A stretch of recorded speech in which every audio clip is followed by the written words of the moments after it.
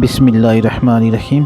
غزوہ بنی قینقاع رمضان 2 ہجری میں حضور صلی اللہ علیہ وسلم جنگ بدر کے معرکہ سے واپس ہو کر مدینہ واپس لوٹے۔ اس کے بعد ہی 15 شوال 2 ہجری میں غزوہ بنی قینقاع کا واقعہ درپیش آ گیا کہ مدینہ کے اطراف میں یہودیوں کے 3 بڑے بڑے قبائل آباد تھے: بنو قینقاع، بنو نذیر، بنو قریظہ۔ ان تینوں سے مسلمانوں کا معاہدہ تھا، مگر جنگ بدر کے بعد اس قبیلہ نے سب سے پہلے معاہدہ توڑا۔ وہ قبیلہ بنو قینقاع کے یہودی تھے جو سب سے زیادہ بہادر اور دولت مند تھے۔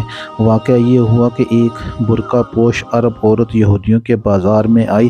دکاندار نے شرارت کی اور اس عورت کو ننگا کر دیا۔ اس پر تمام یہودی قہقہ لگا کر ہنسنے لگے۔ عورت چلائی تو ایک عرب آیا اور دکاندار کو قتل کر دیا۔ اس پر عربوں اور یہودیوں میں لڑائی شروع ہو گئی۔ حضور صلی اللہ علیہ وسلم کو خبر ہوئی تو تشریف لائے اور یہودیوں کو ان کی اس غیر شریفانہ حرکت پر ملامت فرمانے لگے۔ اس پر بنو قینقاع کے خبیث یہودی بگڑ گئے اور بولے کہ جنگ بدر کی فتح سے آپ مغرور نہ ہو جائیں۔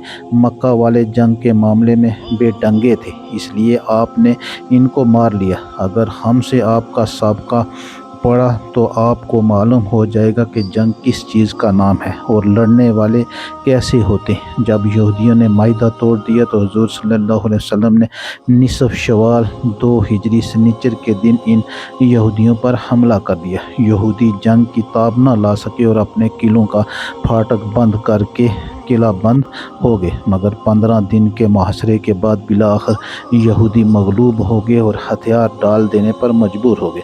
حضور صلی اللہ علیہ وسلم نے صحابہ کرام کے مشورے سے ان یہودیوں کو شہر بدر کر دیا اور یہ عہد شکن بدذات یہودی ملک شام کے مقام زرات میں جا کر آباد ہو گئے۔